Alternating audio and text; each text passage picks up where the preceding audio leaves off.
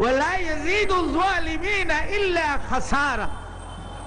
তাদের ইহকাল পরকাল লোকসান ছাড়া, ক্ষতি ছাড়া, হাজিমত ছাড়া আর কিছু পেয়েছিল? কিছু পায় নাই। দেখেন সাইয়্যিদুনা হযরতে আব্দুল্লাহ ইবনে মাসউদ রাদিয়াল্লাহু থেকে বর্ণিত হাদিস। উলামায়ে কেরামদের মুখে আপনারা শুনেছেন, আল্লাহ রাব্বুল আলামিন সূরা আর-রহমান যখন জিবরিল আলাইহিস সালামের দ্বারায় পাঠাইলেন, এই সূরা নাযিল হওয়ার পরে আল্লাহ রাসূল ডানে বামে দেখলেন এবং বললেন, মানলি মানলি, যে আমার জন্য কে আছো? এই সূরা ওই মাজমুয়ে কুফার, বিরোধী দল, সম্মিলিত বিরোধী দল, সানাদিদে কুরাইশ, রুসায়ে মক্কা, তাদের কাছে যাইয়া সূরা আর-রহমান শুনাইয়া দেওয়ার মতো কে আছো? কেউ বয়ে উঠে না। আব্দুল্লাহ ইবনে মাসউদ রাদিয়াল্লাহু আনহু তিনি দাঁড়াইলেন, হুজুর আমি যাব, আপনি আমাকে একটু সুন্দরভাবে বুঝাইয়া দেন। আলকে আলাইয়া, আপনি আমার উপরে সূরা আর-রহমান ডালিয়ে দেন। ডালিয়ে দেওয়ার অর্থ কি? আমি একটা জরফ, জরফ বুঝেননি? কলসি, আমি একটা মটকা আমার মধ্যে ডালিয়ে দেন। ডালিয়া দিলে সংরক্ষিত, একবারে মুখস্থ হয়ে যাবে ইনশাআল্লাহ। আল্লাহর নবী ডালিয়ে দিয়েছেন, রাসূলের পাক জবানে ওনার সিনা মুবারকের উপরে ডালিয়ে দেওয়ার পরে ওনার মুখস্থ হয়ে গেল। তিনি যাইয়া ডানে বামে না দেখিয়া সুললিত কণ্ঠে সূরা আর-রহমান তেলাওয়াত করিয়া দিল। কারো কোনো সাহস ছিল না। কান্নুহুম মাইয়াতুন, কোরআন শরীফের আকর্ষণে তারা যেন মৃত, কোন নড়াচড়া নাই, আওয়াজ নাই। এটা কি শুনিলাম? এমন সুন্দর রসমলাই, মিষ্টান্ন ভান্ডার, যত শুনি তত মজা, যত শুনি তত শুনতে ইচ্ছা হয়। এটা কি শুনিলাম? নড়াচড়া নাই। কিন্তু লাঈন, বদবখত, বদবাতেন আবু জেহেল দাঁড়াইয়া হাত ধরিয়ে ফেলছে। এ মিয়া, বাঘের কাছে আমরা এত বড় বড় বাঘ, উসুদুন, আমরা এত বড় বড় আসদ, সিংহ, আমরা এখানে আছি, আর তুমি একটা লোমড়ি, একটা শ্রীগাল, আমাদেরকে ভয় না করিয়া, বেজায় সাহস করিয়া তুমি যে কোরআন শরীফ পড়িয়া নিজে নিজে কত মনে মনে গর্ব করতেছ, আমি এখানে আছি তুমি জানো না? কান ধরিয়া, ডান কান ধরি এমন চাপ দিল, কান ছিদ্র হয়ে গেছে এবং সাথে সাথে রক্ত বের হয়ে গেছে। রক্ত আসার পরে ছেড়ে দিল। রক্তাক্ত অবস্থায় হযরত আব্দুল্লাহ ইবনে মাসউদ রাদিয়াল্লাহু আনহু রাসূলের দরবারে আসিল।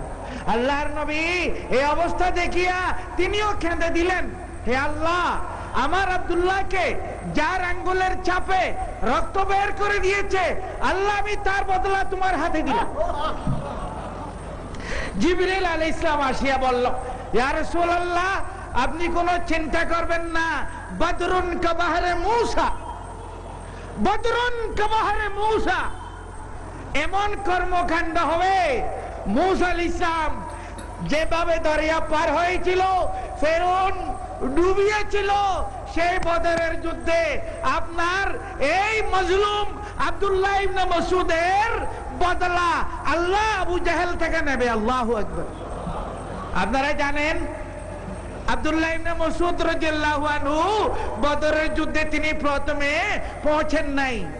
যখন যুদ্ধ শেষ হয়ে গেছে তখন তিনি পৌঁছিয়া রাসূলকে বললেন, হুজুর আমি এসে গেছি, ওদের যুদ্ধ তো শেষ হয়ে গেছে, আচ্ছা একটি কাজ করো, এই তরবারি হাতে নাও।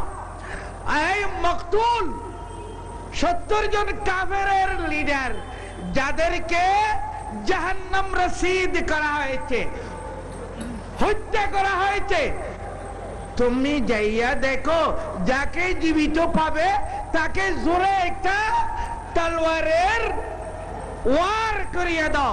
তুমিও মুজাহিদিনের মধ্যে সুহাদা সালেহীনদের মধ্যে অন্তর্ভুক্ত হয়ে যাবে। ও সুবহানাল্লাহ, তিনি যাইয়া একজন একজন একজন একজন চেক করিল, কুল্লুহুম সাকানু ওয়া বারাদু, এখন ঠান্ডা হইও, সব শেষ। রক্ত যাইতে যাইতে মুসলমানের মায়ের কি মান্য হওয়া, दिल में जोश ये माले कर अल्लाहू अकबर नारा लगा कर। কোথায় যাবে? প্রেডের মাঠে চলো, প্রেডের মাঠে চলো। সুবহানাল্লাহ।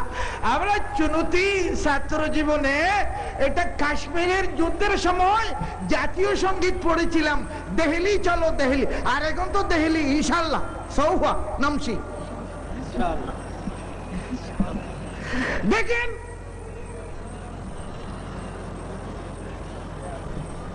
এই বদরের ঘটনা তো আপনারা জানেন, মুসলমানের ফাতে মুবিন, সাইয়ুহজামুল জামউ ওয়া ইউওয়াল্লুনাদ দুবুর, এটা আছে কোরআন শরীফে। আব্দুল্লাহ ইবনে মাসউদ যাইয়া ওই 69 জনকে চেক করিলেন, সব মারা গেছে, মাত্র আবু জেহেল সে জিন্দা ছিল। তরবারির মাথা দিয়ে যখন ছাপ দিছে, চক্ষু খুলিয়া জিজ্ঞাসা করেছে, তুমি কে?